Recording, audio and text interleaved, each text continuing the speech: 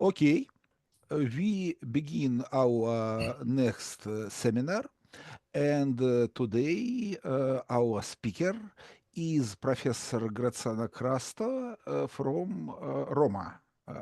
Please. Thank you for the introduction and good afternoon all.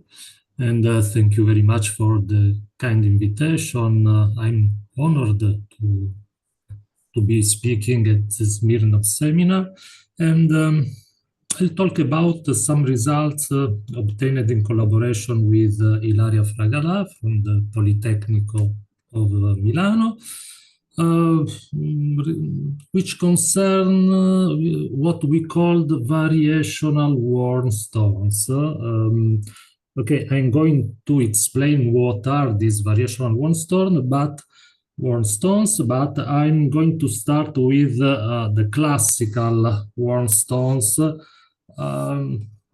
This is a model of wearing of stones introduced by Firey in 1974. I'll also show the main results proved by Firey. Then I'll introduce these variational worn stones, and I'll show you how we can prove results for these variational worn stones, which are similar to the classical ones. And finally, I'll discuss some open problems. So I'd like to start with a quote from Firey's paper. He wrote, "Often stones on beaches pounded by waves wear into quite smooth, regular shapes, sometimes apparently ellipsoidal and even spherical." And so he introduced a model to describe this wearing process. So he considered a stone. The stone here is modeled by a convex body K of t. So K of t is the shape of the stone at time t, at each positive time t. And so this stone tumbles over a uniformly abrasive plane. Indeed, Firey had in mind the stones on beaches pounded by waves. And he also supposed that this convex body is a regular convex body. By regular, I mean C2 convex body and also strictly convex. And he assumed, in his model, he assumed that the rate of wear in some direction is proportional to the density of contact points per unit surface area and to the mass of the stone. What is this density of contact points per unit surface area? Okay, let us fix a unit direction psi that you see here, and consider on the unit sphere. Okay, in his model here we are in S2, but the model can be written in any space dimension. Let us consider here a neighborhood of psi on the unit sphere, and we can consider on our surface, on the surface of our stone, the set of points which has outer unit normal vector in omega, in this set omega. So in my picture, in my two-dimensional picture, this set here is is this one in green, and I'll denote by sk of little omega the measure of this set here in green. This is called the surface area measure of omega. And this density of contact points, at least formally, can be computed by this limit. We take the limit as this omega shrinks to the single direction psi of the measure of omega over the surface area measure, the area, the measure of this green set. And at least when our convex set is smooth, this limit is equal to the Gauss-Kronecker curvature of our set at this point x. Okay, before discussing the model, I just fixed some notation that I'm going to use in all my talk. So K of T is a convex body. By convex body, I mean a compact convex set containing the origin in its interior. And moreover, in most of the exposition, I also assume that K is regular. And I'm going to discuss what happens for a general convex body at the end. By nu K, I'll denote the so-called Gauss map that associates to every point x on the boundary of our set the exterior unit normal vector. If so, nu K goes from the boundary of K to the unit sphere. If our set is strictly convex, we can also consider the inverse map from the unit sphere to the boundary of K. By HK, I'll denote, as usual, the support function of K from a geometric point of view.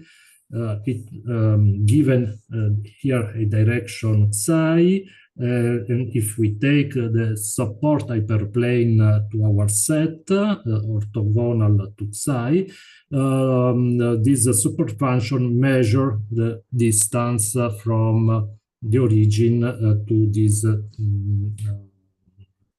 of this supporting hyperplane. I have already said what is this SK, the surface area measure. I just introduce also this notation. The surface area measure can be defined as the push forward. This symbol here denotes the push forward through the Gauss map of the n-1 dimensional Hausdorff measure restricted to the boundary of K. Okay, so it's exactly what I have written here. This is the definition of push forward. Okay, so what is the model proposed by Fairy? So we assume that the rate of wear of our stone in direction psi is proportional to this density of contact points per unit surface area and to the mass of our stone. Since we are considering homogeneous bodies, the mass is proportional to the volume that I'm going to denote with this symbol. And so this rate of wear in direction psi, I recall that the super function measures this distance from the hyperplane. So the rate of wear is given by the derivative of the support function with respect to the time. And so we have a proportionality constant, this minus because the stone is reducing its volume. So we have a proportionality with the mass, the volume, and this density that we have already seen that it is given by the Gauss curvature. So here HT denote the support function of the set KT, and GT denotes the Gauss curvature of the set KT. So clearly we can write this more in general. We can write this problem in any space dimension, so in Rn, and we can normalize constants so that that constant alpha is equal to 1. So we can consider this Cauchy problem. And here we can fix some initial conditions. So this H note is the support function of some initial convex body, smooth convex body. And this is what is called a Gauss curvature flow, because if here, if it is called Gauss curvature flow because here it appears the Gauss curvature. And what kind of equation is it? If we write the Gauss curvature in terms of the superfunction, we see that the reciprocal of the Gauss curvature can be written is this determinant. Here we have the spherical Hessian of the superfunction plus the superfunction times the identity. So here what we obtain for H is a fully nonlinear equation of Monge-Ampere type. And moreover, this is parabolic only on convex surfaces. So the main questions concern global existence and uniqueness for this Cauchy problem. But moreover, Fairy was interested in what he called the convergence to an ultimate shape. That is, he was interested in understanding what these sets do as t goes to the final time. And indeed, excuse me, Graziano, I have a question. The function h, it depends on the origin.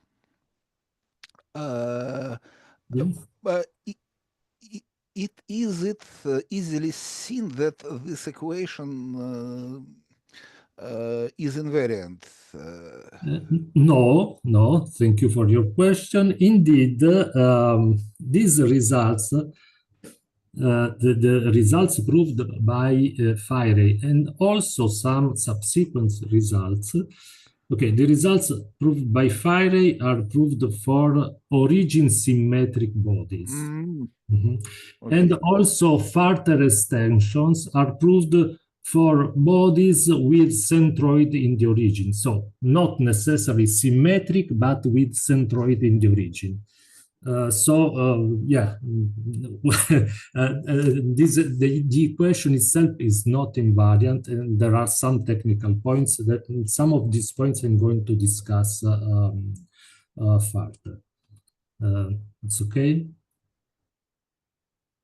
Okay. So the results proved by Fairy are the following, mainly these two. The first theorem says that if we start with a smooth, strictly convex and origin symmetric convex body, and if we assume that the Cauchy problem admits a unique smooth convex solution, at least on some time interval, then the existence is global. That is, the solution is defined for every time. Symmetry and strict convexity are preserved along the flow. And moreover, we have this convergence to an ultimate shape. What does it mean? It means that up to an exponential rescaling of our sets k of t, this is a rescaling, an exponential rescaling that keeps the volume constant. Our rescaled set k t are they converge in Hausdorff distance to a convex body k, which satisfies this rigidity condition here. Here you see we have the product of x, scalar product, the normal. This is the superfunction computed at x, is proportional to the Gauss curvature of our set. So this is a rigidity condition. And then is second result, second main result, is the following. If we have a smooth, centrally symmetric convex body in R3 satisfying this rigidity condition, then this set is a ball.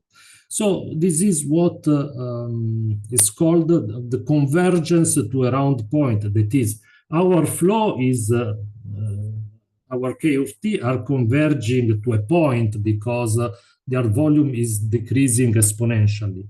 But if we rescale them with this exponential rescaling that keeps the volume constant, they are converging to a ball. So the shape is, in time, is going to be similar to the one of the ball, and in the limit we get the ball. These results of Fire started a lot of research for these Gauss curvature flows. In terms of geometric flows, there have been a lot of subsequent results. I recall you that Fire assumed the existence of a solution. Indeed, Cho proved in 1985 that that curvature, Gauss curvature flow admits a global solution which is also unique in any space dimension. Then Andrews proved that indeed this flow converges to a round point, at least in dimension 3. In this paper, there is no symmetry assumption. There is only the assumption that the centroid of these sets is in the origin. And then, more recently, it has been proved the convergence to a round point in any space dimension. In this book by Andrews, Cho, Günther, and Langford, there is an account of all these results and also of other results. Okay, for what concerns the rigidity result, the second theorem of Fire, he proved the theorem for smooth convex body, as I have already said, but we can formulate the rigidity condition of Fire also for a general convex body. In order to do that, we have to introduce the so-called cone volume measure, which I'm going to denote by this Vk. And this is a measure which is the product of the superfunction of K, and this Sk is the surface area measure that this measure here that I have defined in the beginning. Why here volume? Volume because if we compute the total mass of this measure, the total variation of this measure, it gives the volume of K times n, which is the homogeneity degree of the volume under dilations. And the name cone comes from, okay, I don't want to give too much details, but it comes from the explicit form of this measure when we consider, for example, polytopes in Rn, polygon in R2. The result of Fire can be then stated in this way. If we have a convex body K, whose cone volume measure is proportional to the cone volume measure of a ball, is it true that K is a ball? Indeed, Fire proved this result for symmetric and smooth convex bodies in R3. There is more general result in any space dimension and for bodies with centroids at the origin. So this result is true at least under these assumptions. So now I'd like to introduce these variational worldstones. Here the idea, which is not new in convex geometry, is to replace the volume with some variational energy. What kind of energies are usually considered in convex geometry? They are the torsion, the first Dirichlet Laplacian eigenvalue and the capacity. In this talk, I'll concentrate on the torsion or torsional rigidity, just to fix the ideas. But all I'm going to say holds also for the first Dirichlet eigenvalue and for the capacity. So the torsion or torsional rigidity is defined as, can be defined as the integral over K of the torsion function, which in turn, the torsion function is the solution of this Dirichlet boundary value problem. Also, we can consider also the first eigenvalue, the first Dirichlet Laplacian eigenvalue, and in this case, UK will denote the first positive eigenfunction, for example, normalized with L2 norm equal to 1, or we can consider also the capacity. Here we have let's say, the definition of the capacitary potential. Each of these, so in the following, when I write F, I am thinking of one of these three functionals. Each of them is alpha homogeneous under domain dilation. The torsional rigidity is homogeneous of degree n plus 2. The first eigenvalue of degree minus 2 and the capacity of degree n minus 2. And what are the relations of the, why these variational energies are have been considered, had been considered also in many problems. Okay, one point, for example, which is relevant in my discussion is the Hadamard's variational formula, which was proved by Hadamard for the volume, which says the following. Let us consider two convex bodies K and L, and consider this perturbation of K. This is the usual Minkowski sum K plus epsilon L, and we consider the first variation of our functional, of our energy, and it can be proved that this first variation is given by a sign plus or minus depending on the sign of the degree of homogeneity of our functional f times this integral. This is the integral of the support function of the perturbing body L, the integral of this support function with respect to what is called the first variation measure.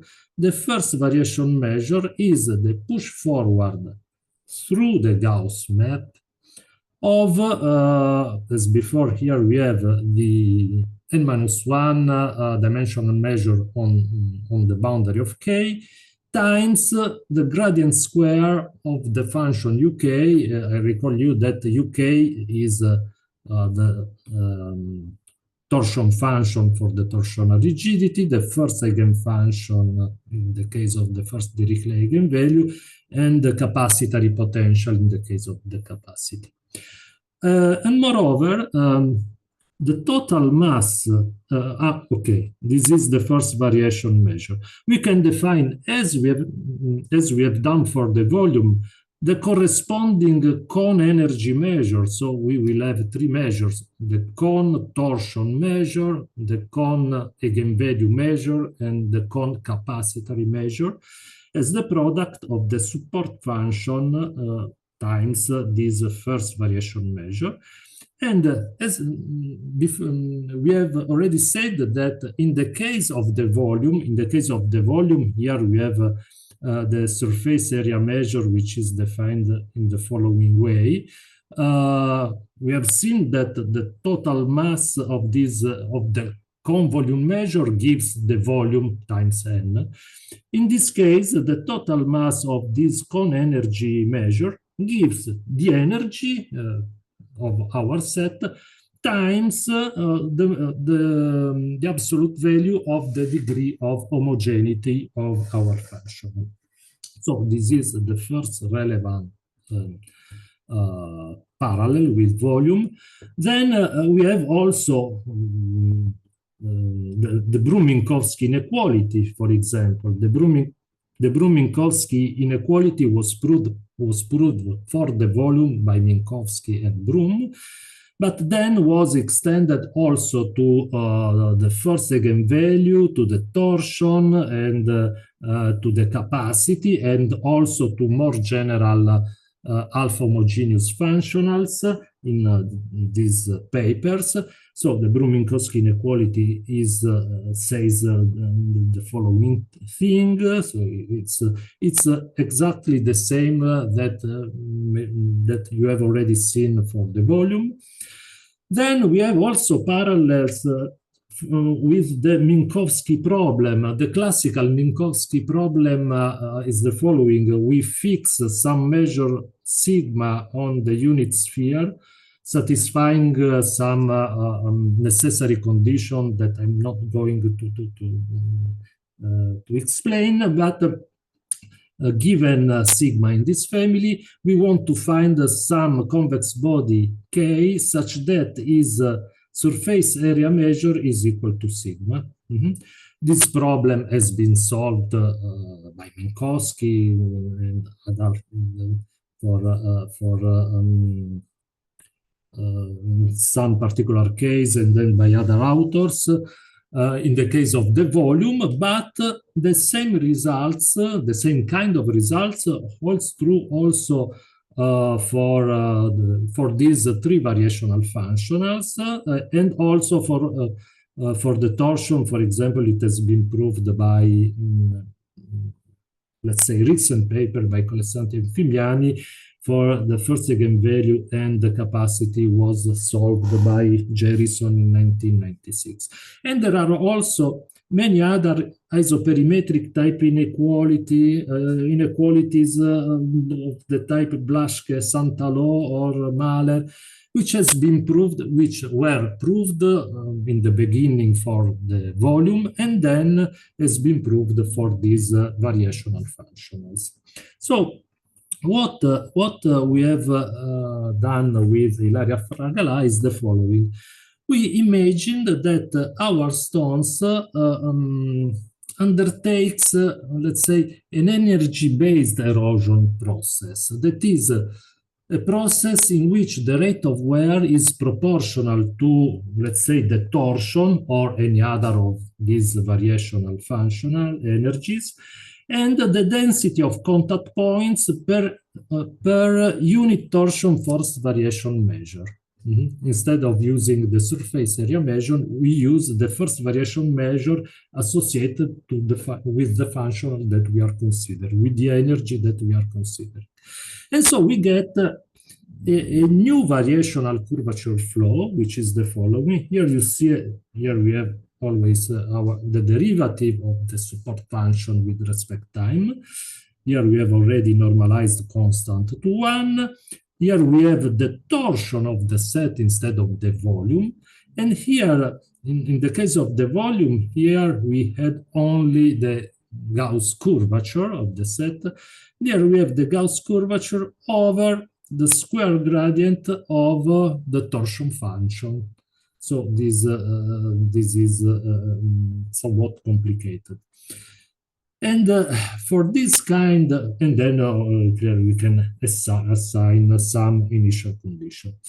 For this evolution, we proved two results similar to the results proved by Fires. That is, the first result is the following.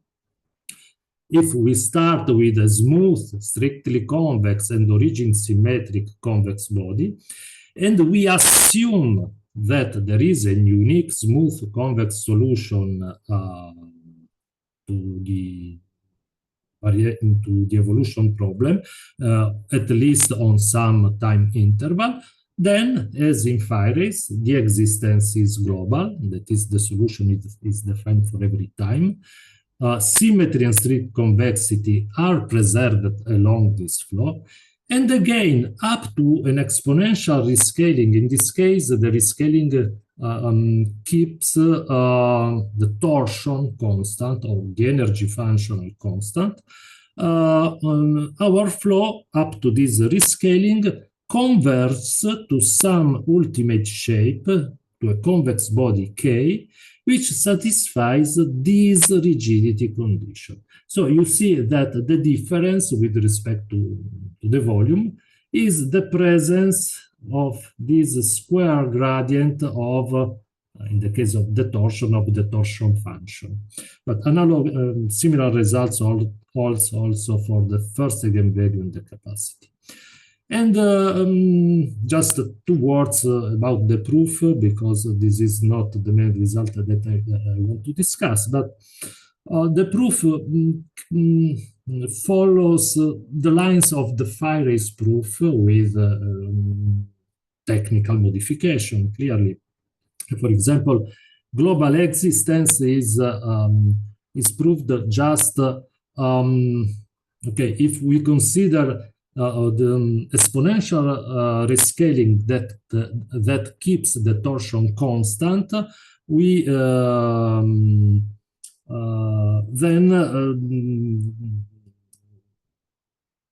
this rescaling has constant torsion and satisfies an evolution equation similar to the previous one, for which there is again existence and uniqueness, at least on this time interval. But since the torsion is constant, this K of t cannot collapse in a lower dimensional convex body, and using some estimate we can prove that we have existence for every time. And in the same way we can prove that not in the same way as phi-ray, we can prove that symmetry and straight convexity are preserved, because from the uniqueness assumption here, we can prove that the Gauss curvature is strictly positive at every point and every time. And moreover, this condition, this rigidity condition follows from the fact that this entropy functional is decreasing along the flow. In the case of the volume, in phi-ray's case, there is not this logarithm here in the support function. But anyway, what I want to discuss is the rigidity result. Here I have done a comparison table between volume and torsion before going ahead. Here we have the volume, here we have the torsion. The surface area measure, this one is the first variation measure with respect to the volume. This first variation measure here is the first variation measure for the torsion. Then we have the corresponding cone volume measure and cone torsion measure. And then here we have the rigidity condition that we have already seen for that holds these rigidity conditions hold for smooth convex bodies. But we have already seen that we can rewrite this condition also for a general convex bodies in terms of cone volume measure. And in the same way, we can rewrite also this rigidity condition in terms of cone torsion measures. And indeed, what we proved with Ilaria Fragala is the following results. Okay, well, let's start with this result. This is the general result. If K is a convex body having its centroid at the origin, and if you assume that its cone torsion measure is proportional to the cone torsion measure of a ball, then K is a ball. Okay. If our case is also smooth, C2, we can rewrite this theorem as an overdetermined boundary value problem in the spirit of Serrin's overdetermined boundary value problem. That is, if K is a smooth convex body having its centroid at the origin, and if we assume that this overdetermined boundary value problem admits a solution for some positive constant C here, then K is a ball. You see here the first two conditions are only saying that U is the torsion function of K, and this one is the rigidity condition that we have seen before. Okay, I just want to give you a sketch of the proof of the result, at least in the smooth case. In the smooth case, the result is not difficult to prove. And the proof is based mainly on two ingredients. The first ingredient is the Saint-Venant's inequality for the torsion, which says that between convex bodies having the same volume, the torsion is maximized by ball. Here I have written the inequality for convex bodies of any positive volume. I recall you that the torsion is homogeneous of degree n+2, so this is an invariant quantity with respect to homotheties. And moreover, what is fundamental in our proof is that here equality holds if and only if our set K is a ball. The second ingredient is the so-called isoperimetric inequality for the two affine surface area. The two affine surface area is this guy here. You see it's the integral on the boundary of K of some power of the Gauss curvature over some power of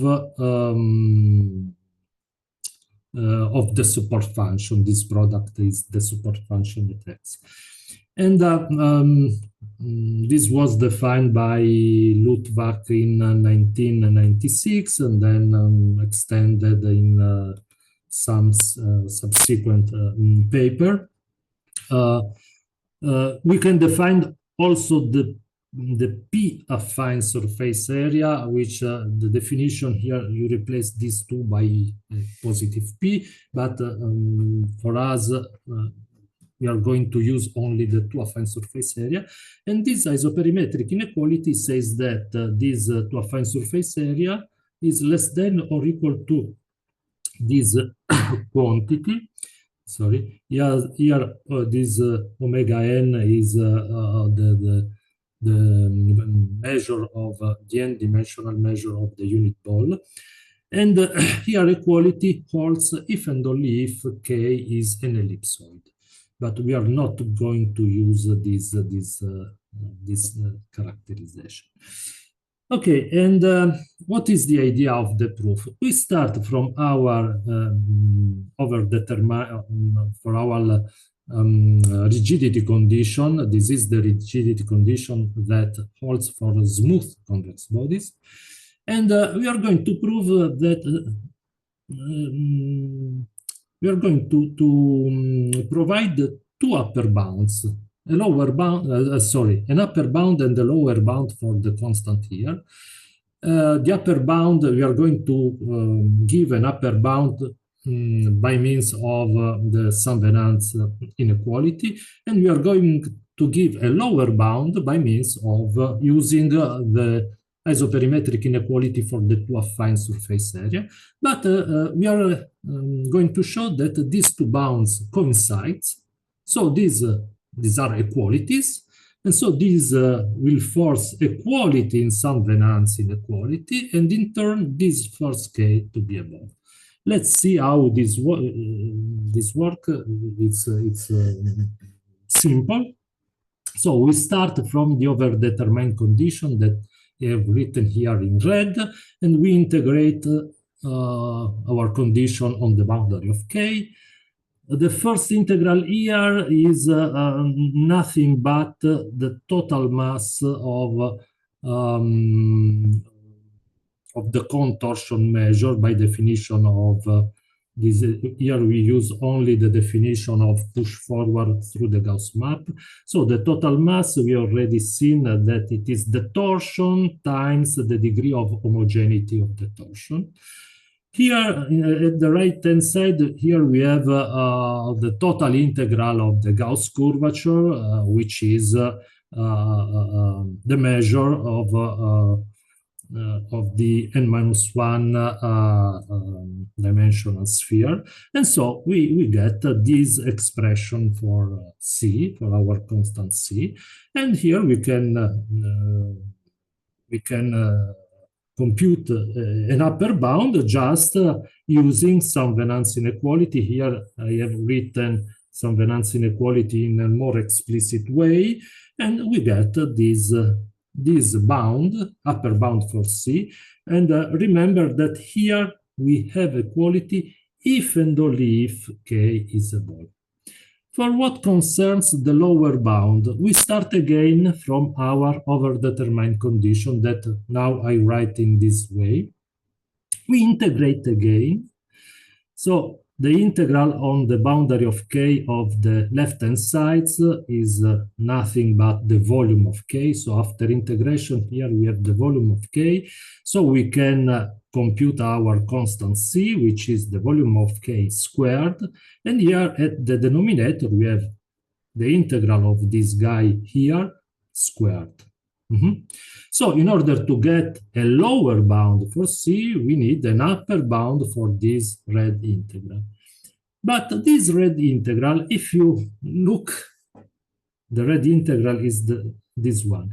In dimension 2, this red integral, you see here, if you compute these exponents in dimension 2, they are 1/2. So in dimension 2, this red integral is the two-affine surface area. And so we can directly use the isoperimetric inequality for the two-affine surface area. But even in higher dimension, we can just estimate using Holder's inequality with suitable exponents. And so we can estimate this by this power of the two-affine surface area. And here we get the power of the total integral of the Gauss curvature, which is this constant here. So in the end, we get this estimate.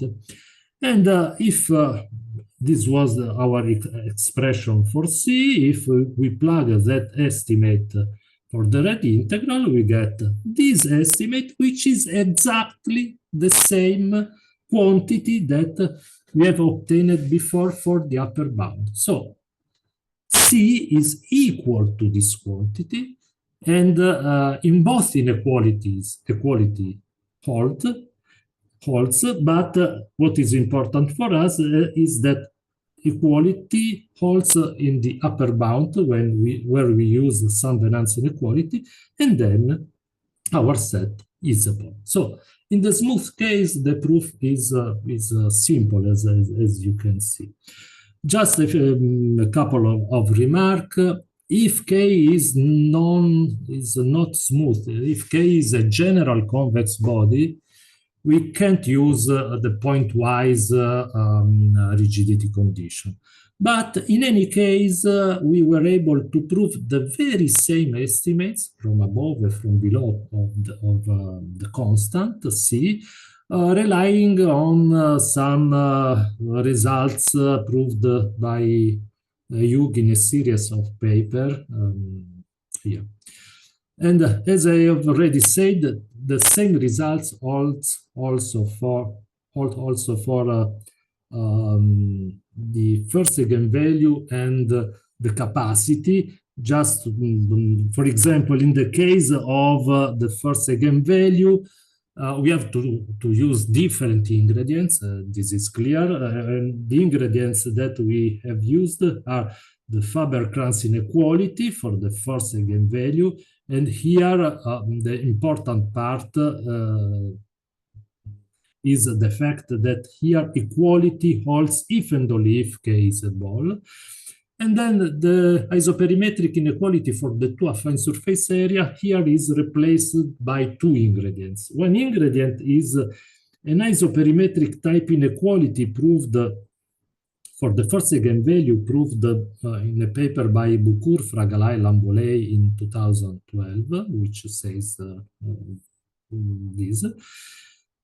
Plus the famous Blaschke-Santalo inequality, which says that if K is a convex body with centroid at the origin, then the product of its volume and the volume of its polar body is less than or equal to the volume of the unit ball squared, and with the quality that holds if and only if K is an ellipsoid. So we have only to change the ingredients.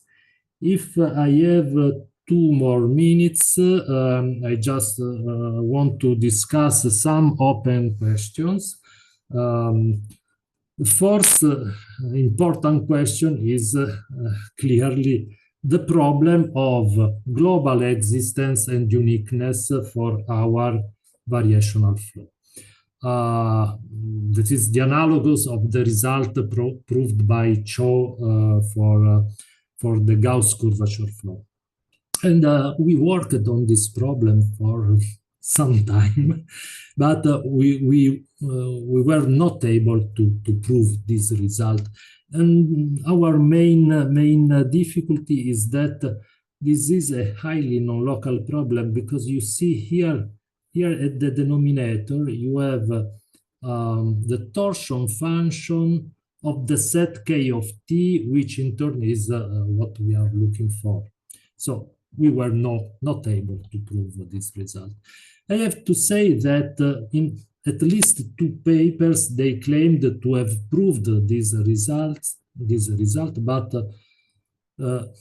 both papers are flawed, and the proof is not correct. So as far as I know, there is no proof for the existence and uniqueness for this Cauchy problem. For what concerns convex geometry, so the rigidity condition, let's say, we have seen that if the contortion measure of a convex body is proportional to the contortion measure of a ball, then K is a ball. More in general, we can ask the following question. If we have 2 convex bodies with the same contortion measure, is it true that these convex bodies coincide up to rigid motion, something like that? Okay. This, in turn, is related to the uniqueness problem in the log-Minkowski problem for torsion. The log-Minkowski problem, I have already said a few words about it, is the following. Given some measure sigma on Sn-1 satisfying some necessary condition, can we find a convex body for which its contortion measure is equal to sigma? The existence of such a convex body has been proved in a recent paper by Langhurst and Ulivelli. But the uniqueness question is open, and again, the uniqueness question is related to the log-Minkowski inequality for torsion. That is, if this holds, then also the uniqueness here would be true. The log-Minkowski inequality for torsion, okay, I have no time to explain it well, but here we have, instead of the usual Minkowski sum, here we have the so-called log-Minkowski combination of these 2 convex bodies, K and L, which is defined here. And the log-Minkowski inequality asks, which is a conjecture, ask whether is true this inequality in the class of origin symmetric convex bodies. There are counterexamples if these convex bodies are not origin symmetric. And in turn, this is related also to a variational version of the log Minkowski problem. Okay, what we know up to now is that if in dimension 2, and if K is smooth, then a solution exists. So this is what we know up to now. There are a lot of information about these problems and many other problems in the forthcoming book by Borodsky, Ramos, and Figalli. I think that it's not appeared up to now, but there are a lot. This problem is thoroughly discussed. Okay, so I thank you very much for your attention. Thank you.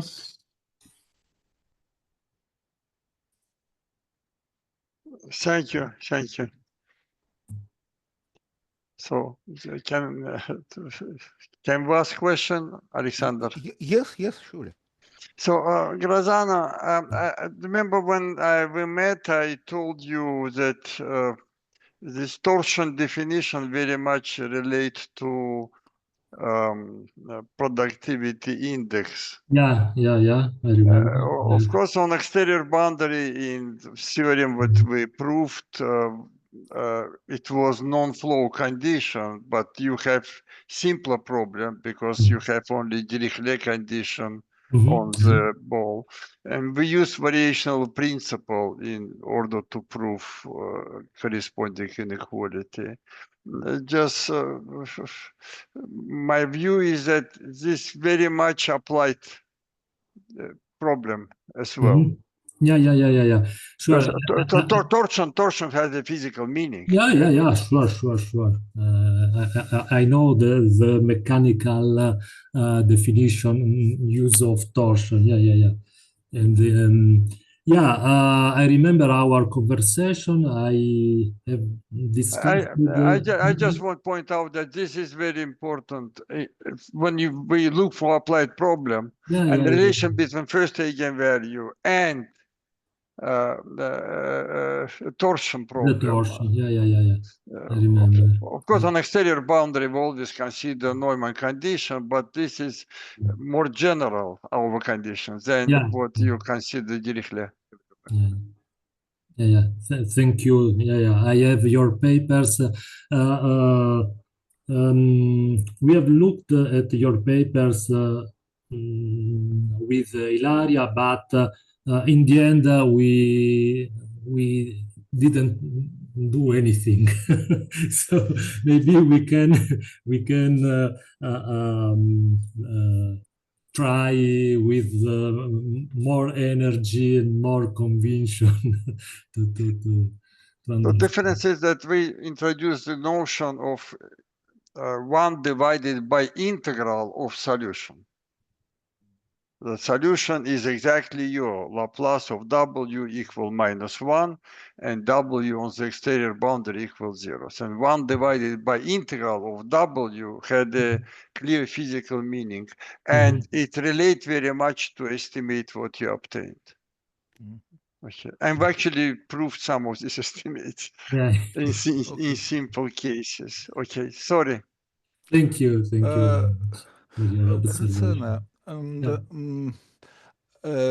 You see, I wish to return to my question because geometrical problem cannot depend surely on the shifts.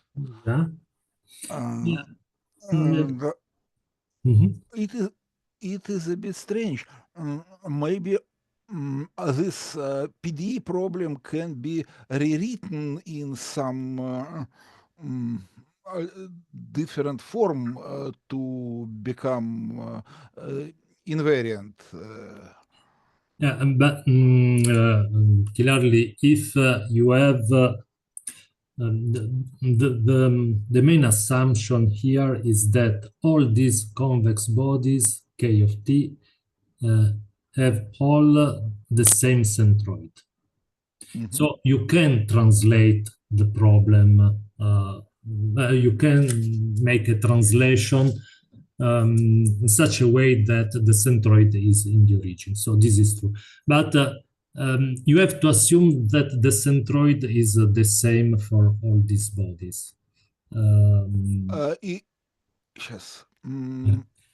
Clearly, when you formulate your problem in terms of the support function, clearly it's useful to have this centroid in the origin.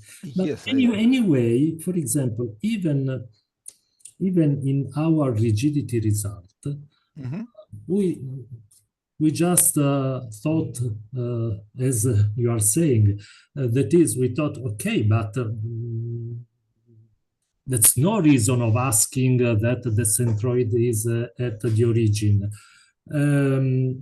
But anyway, we can't drop this assumption. Yes, I see. Yeah, we thought of this assumption for not a long time, because we thought also that was not essential. But anyway, we can't drop that assumption. I don't know if the problem is in the techniques that we used, but this is... It seems so. Yeah, but it's also a common assumption also in... Yes, I understand. Yeah, in many of these problems in convex geometry, it's a common assumption, and it seems that it's not so easy to drop it. Yeah, I think that for 50 years somebody could do it if it was simple. Yeah. Okay. Yeah, let's thank our speaker. Thank you very much for your invitation. Yeah. Okay. Please stop your sharing. Yeah, sure.